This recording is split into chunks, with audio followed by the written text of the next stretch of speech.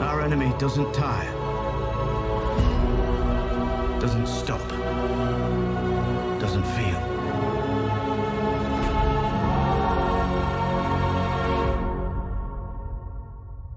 And that, my friends, is how the Game of Thrones Season 8 trailer gave us a huge clue about who the last big baddie standing at the end of the season would be.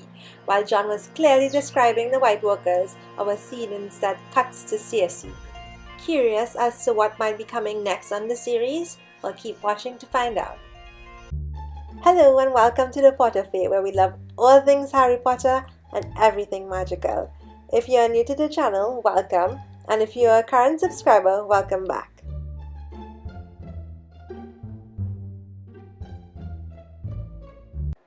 First up on my list of predictions is Clegane Bowl. Clegane Bowl has been rumored for ages now, and I think we are finally going to get to see it happen this season. So to refresh your memory of why both brothers are feuding with each other. The backstory is when Sandor was a kid, he borrowed his big brother Gregor's toy and was discovered playing with it by Gregor. Gregor went crazy and stuffed poor Sandor's face in the fire. From then on, he was kind of reminded with his disfigurement of what happened in these early days. I think that kind of shaped his character as well. So now that it seems inevitable that the war will be moving to King's Landing, we have won the Great War. Now we will win the last war. We can most likely expect a Hound versus the Mountain showdown. Next on our list is who is going to be the one to defeat the final boss, Cersei Lannister. Unlike the Night King, who is all bad, Cersei is definitely a villain who comes in various shades of grey. There were moments, though few and fleeting, where we've actually seen some sort of humanity in her, especially when it comes to her children and her brother Jaime. So let's look at her major enemies. To determine this, we first have to look at her two brothers. Both are currently fighting in Dany's army, but which side would they pick when it comes to the final battle? In addition to this, Cersei is currently pregnant, which may make Jaime more sympathetic towards her, but there are also a few other important matters to consider. Jaime seems to want to fight on the side of what is good and what is right, and he's also fiercely loyal to Brienne, and even more so since she stood up for him during his trial at Winterfell. We also saw him walk away from Cersei at the end of last season, but does this mean that he will willingly allow his sister to die?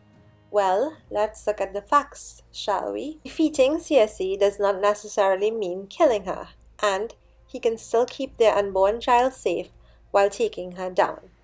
There is also the fact that she hired Bronn to kill both Jaime and Tyrion, which in itself is a grey area. Bronn is good friends with both brothers, and I can't see him killing either of them. But we can see how this could further put some distance between Cersei and her brothers. There is also another important factor to consider, and that is whether her child will be born at all. Allow me to elaborate by going back to Maggie the Frog's prophecy. Will the king and I have children? No. The king will have 20 children. And you will have 3. That doesn't make sense. Gold will be their crowns.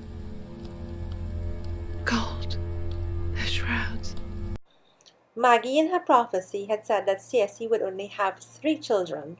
Cersei has already had 3 children: Joffrey, Marcella, and Tommen. Does this mean that she will suffer a miscarriage and lose the last tie that she has to Jaime? Or does this mean that she will die and the child will never be born at all? So let's start with a list of possibilities of who could be the one to kill her. In the books, Maggie the Frog also predicted, "When your tears have drowned you, the Valonqar shall wrap his hands around your pale white throat and choke the life from you." Valonqar is a High Valyrian word for little brother. This implies that either Tyrion or Jaime could be the one to kill her, since she is the eldest of the 3 siblings, as she was said to be born a little earlier than Jaime, who is her twin.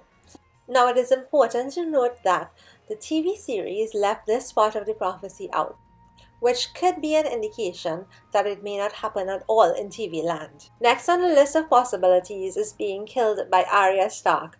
Arya's kill list still has Cersei's name on it, Arya has wanted revenge on Cersei for a long time. It was also Melisandre's prediction to Arya, where she said that Arya would shut many eyes forever. Brown eyes, blue eyes, and green eyes, making Arya Stark a very likely angel of death for Cersei. I've been promised to the prince. When will we marry? You'll never wed the prince. You'll wed the king. But I will be queen. Oh, yes. You'll be queen. For a time. Then comes another. Younger. More beautiful. To cast you down and take all you hold dear. Maggie the Frog predicted that a beautiful young woman would dethrone Cersei and take all that she held dear. At the time, many assumed that the prophecy referred to Marjorie Tyrell. But Cersei, being the shrewd demoness that she is, managed to defeat Marjorie and take back the throne, so it could mean that this part of the prophecy is yet to be fulfilled. This could mean that there's a strong possibility that the prophecy was referring to either Daenerys or Sansa.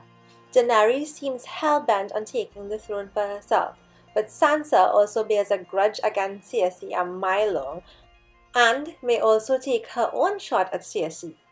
There is also a chance that Euron can turn on her. I mean, come on, would you trust anyone with a face like that? So who would be the one to take that uncomfortable looking, Iron Throne at the end? The ones who currently covet it the most are Cersei, Daenerys, and Sansa to some degree. Jon has never been particularly interested in the throne, as he has always been fighting for what is just. Despite this, he has been thrust in a leadership role time and time again, as he has gained the loyalty and respect of all. Gendry, although an heir himself, has never expressed an interest in the throne either. So, in Season 2, our dear Dany has a vision while she walks through the House of the Undead, and what does she see on the throne? Snow falling through the roof, and, you guessed it, falling on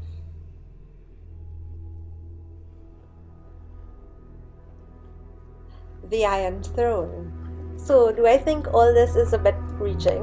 Of course I do, but it is Game of Thrones, and I sincerely hope that Jon is the one sitting on the throne at the end of the game.